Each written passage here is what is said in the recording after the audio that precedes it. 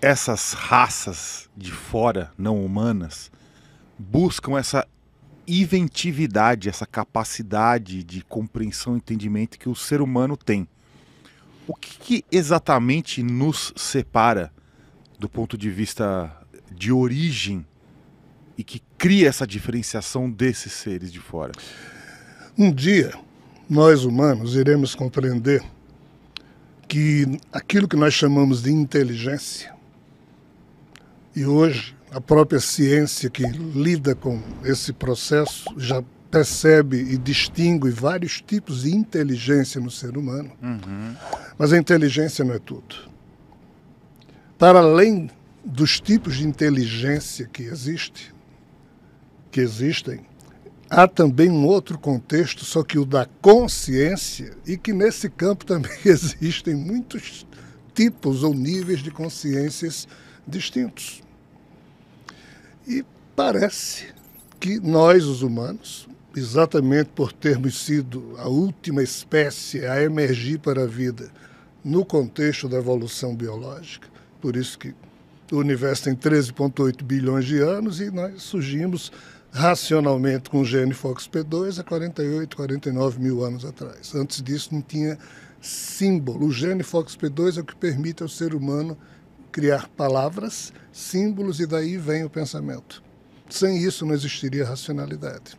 Então, segundo o que toda essa turma diz, nós, os humanos, criamos um tipo de racionalidade que permite a gente sentir emoções, hierarquizar essas emoções e criar uma coisa que eu chamo de razão filosófica para atrelar essas emoções a valores morais, não moral aqui no sentido de moralismo barato, mas moral no sentido de vincular o seu eu a princípios e propósitos vinculados a conceitos supremos de existência. O problema é que as religiões dominaram esses conceitos supremos e os humanos esqueceram de construir por eles mesmos o que seriam os seus conceitos supremos. Eu tenho os meus, muito bem definidos. Não sei se por isso me sobra sentido livre na minha consciência para poder me dedicar a outras buscas. E em vivenciando essas buscas, fica muito claro que nós, os humanos, temos o potencial de desenvolver uma supraconsciência capaz de resolver, entre aspas, todos os problemas do universo que estão codificados no genoma mais atualizado que surgiu na vida universal, que é exatamente o da raça humana, que foi o último genoma que surgiu. Eu não sei se vocês sabem, mas um próton cabe zilhões de informações Planck, é assim que os cientistas chamam. O menor tempo que existe é o tempo de Planck. A gente pensa que 1 segundo é o menor tempo.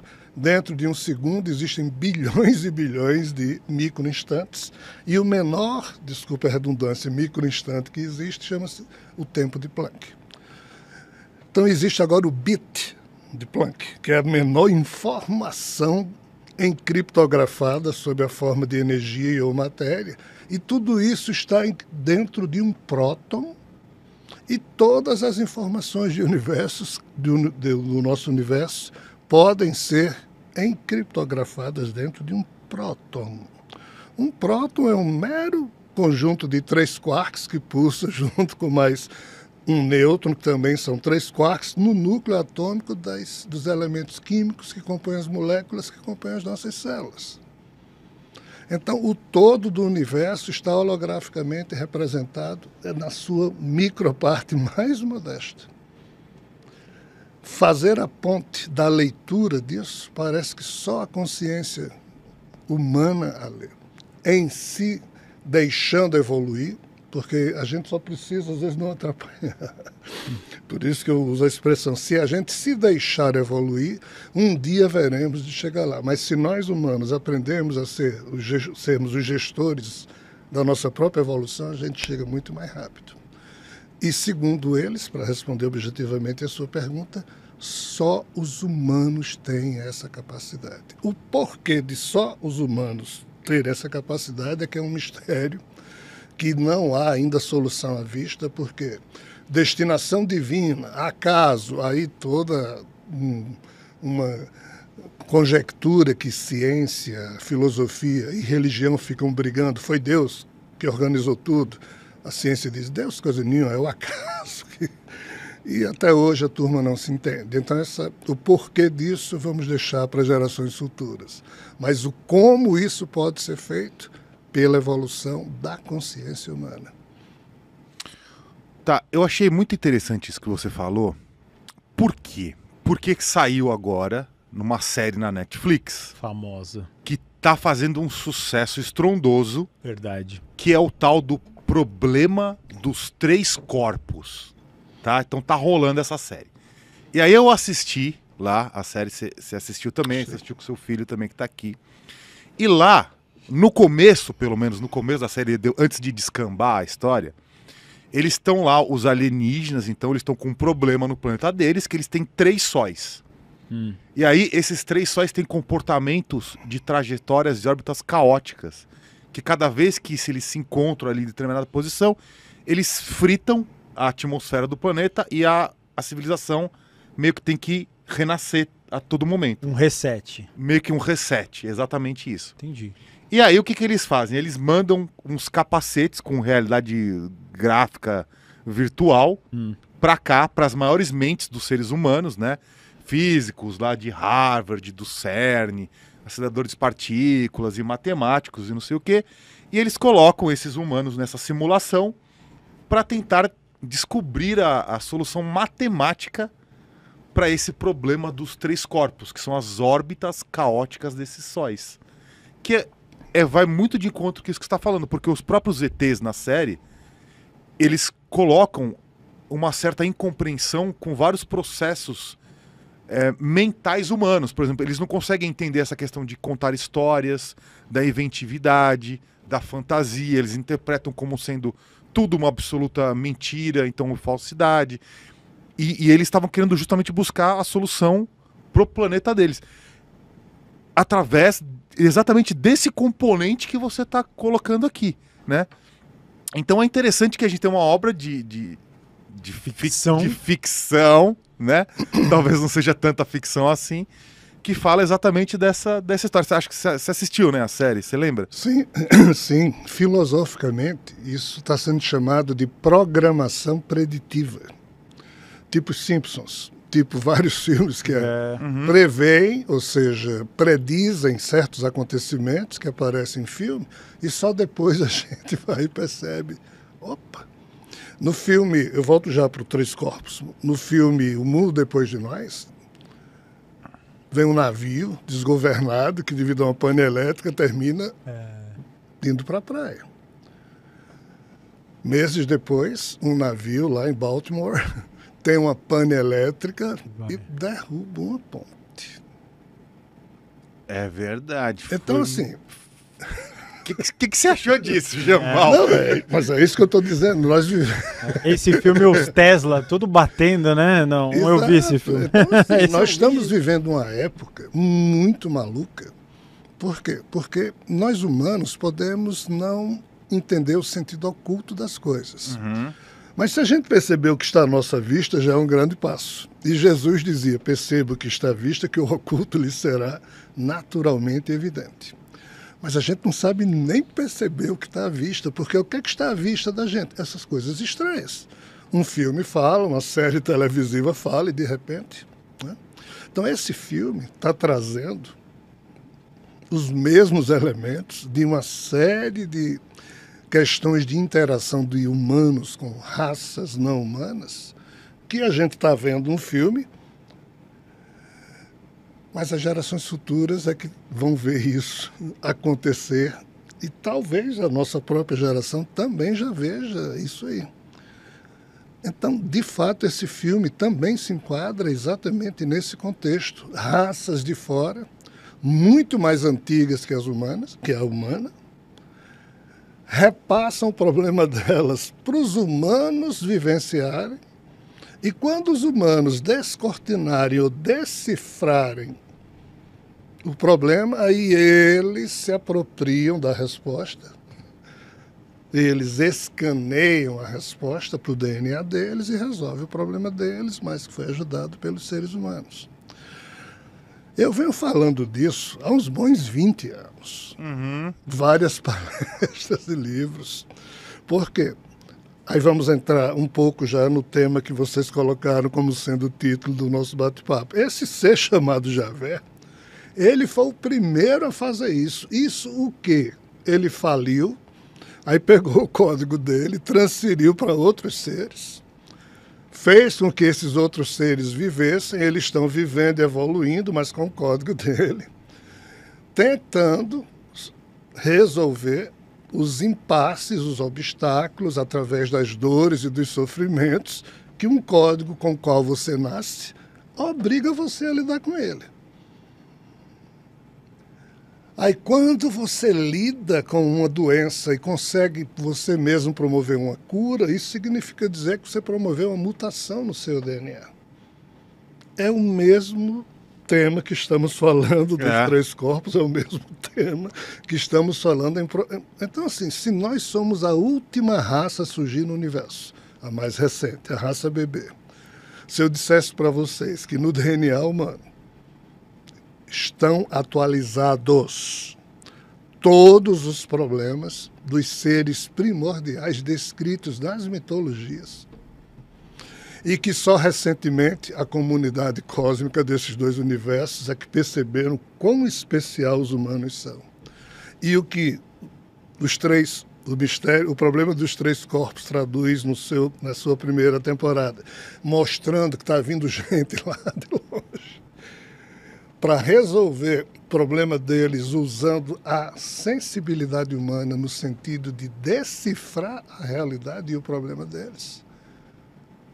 Isso vem sendo feito desde o início desta criação. Esta criação tem como principal característica exatamente o cerne da sua pergunta. Ou você diria que nós fomos criados para esse propósito? É isso que nos livros e nas palestras que eu faço eu afirmo. Nós somos criaturas ferramenta, gerados por um ser, porque quando assim, Rogério, minha vida, eu estou falido, o que é que eu vou fazer? Quando eu passo por uma falência generalizada de mim mesmo, quando o meu corpo está num estado de pré-colapso, prestem bem atenção à palavra, em que eu não posso mais evoluir e fico em coma, nem morro, nem vivo, a única opção que eu tenho é repassar a minha doença para outros, para que outros seres passem a viver com minha doença e arranjem um jeito de produzir cura, e quando se curarem, me dê a fórmula. As mitologias disseram isso lá atrás, o que eu estou dizendo aqui. Isso não é invenção minha. Eu não tenho originalidade no que eu faço, eu estou só resgatando temas ocultos, misteriosos e perdidos, porque as religiões esconderam isso. Tá? Então é isso aí, sim. Nós somos as criaturas ferramentas de um ser falido, que portamos em nós mesmos tudo o que ele legou a todas as criaturas que passaram a viver no âmbito interno da sua criação. Ele faliu e aguarda, ele é cativo, ele é refém do que nós fizermos do código dele. E o código dele são os 28.869 genes que cada ser humano tem no seu DNA. Simples assim. Mas é um ser só? Ou é o universo? É um ser só. Só que todos os seres que existem nesse universo foram edificados a partir do código desse ser.